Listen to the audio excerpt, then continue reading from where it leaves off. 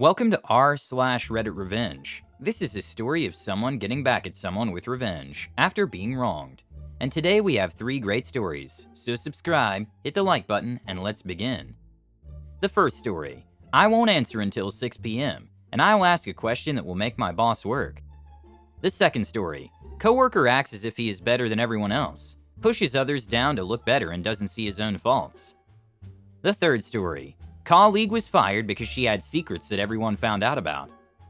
The first story is, when my boss has me work outside of work hours, I make him work outside of work hours. I work with a big company that lets me work 4 to 10-hour shifts a week and have Fridays off. Occasionally at the beginning of this, I would get a text on a Friday from my boss, or a text when I'm off on vacation. These annoyed the hell out of me. Nothing about my job has that level of urgency. The biggest annoyance to me was when I had the day off, so I could move out of my house, just across town, and he texts me that morning. I certainly ignored it. Then he calls me. I ignore it. He calls me again a few minutes later and I answer it. What he wanted to talk about was something that could wait until Monday, but he called me anyways. So I decided to start handling things with a little pettiness. Anytime you want to text or call me on a day off, that's fine, but I won't respond until after 6 p.m., and I will always ask a question with it, which makes him work when he isn't working. After a few tries of this, he figured it out, subconsciously or consciously, and never texts me when I'm off anymore. Is the boss legally allowed to do this? Either way, you're not required to work after hours. I had a boss like that. He would call me with questions at about 11 p.m., and I would call his A back at 9 a.m. sharp. That's even during work hours, so no one could have warned me about it, but I knew for sure the dude was still asleep. Likewise, whenever he sent us an email telling us about his vacation and what he was going to do, nobody gives an SH what he was going to do, but whatever. I would call or catch him face to face with some R question 5 minutes before he was going to leave the office, and hold it for as long as I could. Eventually, I told him that if he wanted to call me outside of office hours, I expected to get paid, seeing as how I would have to stop what I was doing. The next story is, coworker pushes rest of us down in order to look better, so I put him in huge trouble.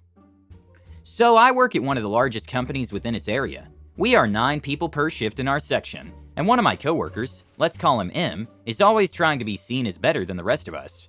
I mean, all fine by me, but what peeps me off is what he was doing by pushing the rest of us down, plus that he doesn't see his own BS. Look at me, I'm the best, you're lazy, etc. He'd remember all kinds of things, and when we have a shift meeting, he'd always praise himself and complain about others to our team leader. A few examples. There was this one time where a person's process stopped working and stood still. The responsible person didn't notice it, as he was sitting in the restroom. M goes like, if you were sitting by the computer instead of chilling on the sofa, you would notice when everything stopped.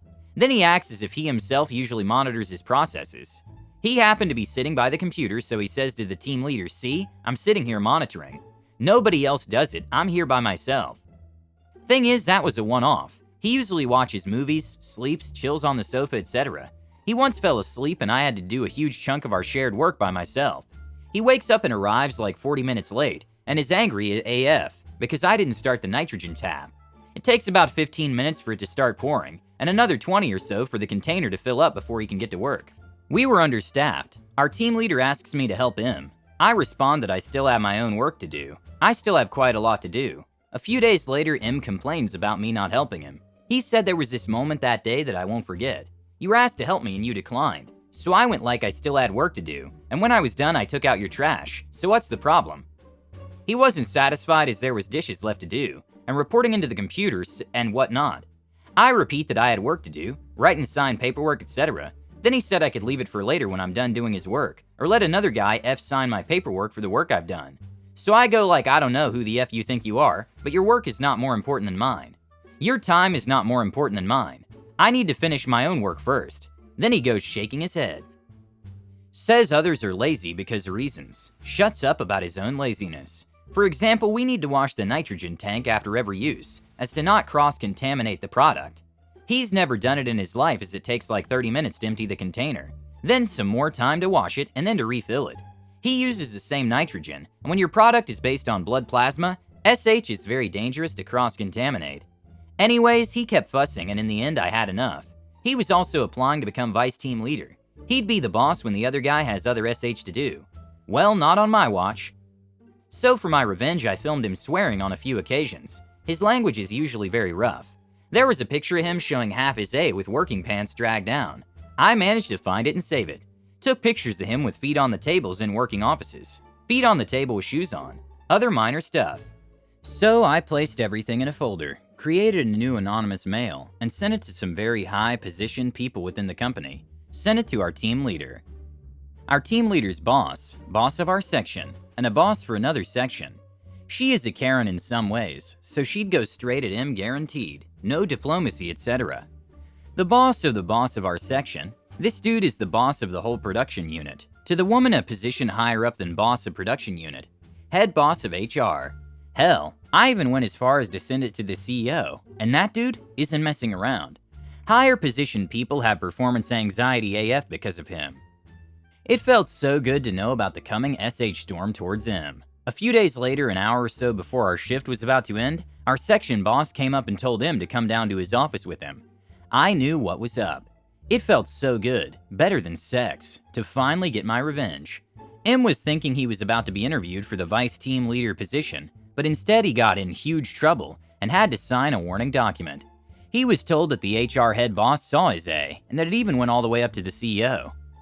Not only did he have to sign a warning document, he also received a much smaller bonus and pay raise because of bad behavior, and his chances of advancing went to 0. I'm still collecting all kinds of SH on him in case it gets time to put him in his spot again and remind him he's not a saint. Despite all the hard evidence your boss covered for him by giving him a bonus and a raise. But I think after what you told your boss, things will change, and he won't be such a pain for you. I worked with a similar guy. He was always talking about wanting a promotion, that he was the hardest working man there, that the place would fall apart without him, that no one else was cleaning and working, etc. He read that he deserved the promotion. He didn't make any big mistakes at work, just annoying to be around. He was finally promoted to his desired position, which required him to move. Okay, he's no longer our problem, but then for some reason he couldn't continue working at that place. I think it was family related. All he complained about was what he was doing now. Karma, B. Eventually he left, and from what I hear, everything is still about him. The last story is, turns out there was some skeletons in the closet. So after reading a bunch of revenge stories, I got kind of motivated to write about one that happened at my workplace a while back. Now I'm more of a bystander in the whole ordeal, since I wasn't directly involved in this outside of knowing the people involved in what happened. To start off, this happened in a fairly small town, of only a few thousand inhabitants, so pretty much everyone knows each other and secrets just don't seem to last very long. Anyhow, this town has a nursing home for elderly, and most of the people who both work there and live there are from this same town. Anyhow, at this workplace, there's a woman, let's call her Rachel, that's been working the day shift there for many years, who has the habit of coming some 30 minutes before everyone else, and relieve the people from the night shift. Most of the people on the night shift liked her since, well, they got to take it easy for 30 minutes before being able to just go home. One thing to note is that the mood of Rachel would fluctuate quite a bit when she came into work, ranging from your nice next-door older neighborhood aunt, who'd offer you cookies, to a snarling Tyrannosaurus, who hadn't eaten for days on her bad days. But she would always become chipper throughout the day for some reason. She also had the weird habit of coming into work on her off days saying she had forgotten something, or was visiting someone living there, etc., etc. No one at the time thought anything weird of it. What did happen, however, a few months back was that Rachel got into a fight with, let's call her Ellen. Now, Ellen is also a nice lady, but she would often stand up for herself and always get even. For instance, one time Ellen had gotten into a fight with our boss, and while I don't remember the details, she reported it to her union. Unions are pretty big where I come from, so the boss got a report from the union, telling her that they've gotten a complaint from an employee, and they would have a meeting with this employee, and then somehow the boss found out it was Ellen. So the boss went and made the smart move of going to the changing room while Ellen was alone in there, locked the door, and then started threatening Ellen to do exactly as she said in the meeting with the union, and make sure to record everything in it, or she'd be sorry, and then left. Ellen, on the other hand, reported to the union of this incident, and well, the union sent an angry letter to the boss's boss, who in turn told the boss her options. After that, the boss now doesn't even dare to make eye contact with Ellen. But getting a bit off topic here, just know Ellen is not a pushover. So what happens later on is that Rachel, wanting to get certain days of vacation, but having forgotten to apply for them in time, finds out that Ellen has taken the days she wants. So she goes to Ellen and asks to trade, but she gets a firm no, with Ellen refusing to swap days. Rachel, who at the time should have probably made a different decision, goes to the boss and tells her that Ellen has agreed to swap days with her. The boss, a bit skeptical, and as previously mentioned a bit nervous around Ellen, calls her to double check and gets told that Rachel was lying and that she had said no such thing. Rachel gets a small reprimand from the boss and life moves on. Ellen, however, starts to see Rachel as a thorn in her side, and that she can't let this go until she gets her back in some way. Time goes on, and a few weeks later, Ellen, while working together with Rachel, notices her mishandling the medicine for one of the residents. So she goes on to report her. Now, normally this would have just ended with them doing a checkup to check if it's true, and then she'd either get a warning or lose her right to dispense medicine to the residents, which she could get back after a few months after a retest on her handling. What instead happened was that they found an inconsistency when it came to her accessing the medicine cabinets. A few years back, the company had gotten a system where every time someone accessed the medicine cabinets, it would get recorded. They could see that on these off days when she came in to grab her forgotten stuff, or visit some of the residents, she would actually access their medicine cabinets. Same at times when they shouldn't have their medicine, and so on. Upon closer inspection, it was found out that mostly prescribed painkillers, but also some others that were prepared for future uses, were missing, or had been switched to similar-looking pills, such as allergy pills you could buy at any local store. Well, Rachel was fired that same day, and told to simply pack up her stuff, and then that whole thing would be reported to the police, and she should wait at home for the charges to come. While shocked at how far the rabbit hole went, Ellen was quite chipper at getting back at her. What truly surprised me was what happened after this. As mentioned, this happened in a fairly small town, and Rachel, thinking this wouldn't spread like a wildfire, went home, and then told her family, friends, and anyone who would listen that the reason she was at home and no longer at work was because she had become stressed out and decided to take a sick leave for a few months because of it. Well, it didn't take long before most of the town knew, and when her daughter had met up with a friend who also worked at the same nursing home as Rachel, she had told her friend how sad she was that her mother had become burnt out because of how stressful her work was at the nursing home, and hoped that her friend wasn't feeling too stressed out.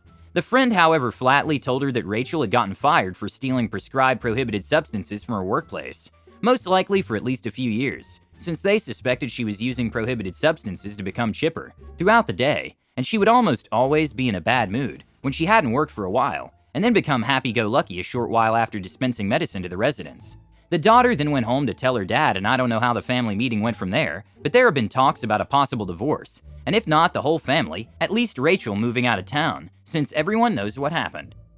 I think nursing home employees have to be either licensed nurses or at least certified health aides, and they can't be given medication or have access to medication unless they're actually nurses. Also, I think there should be background checks on employees for different addictions if they're working with medications. I don't understand why she wasn't caught sooner. Thank you for watching. Don't forget to subscribe.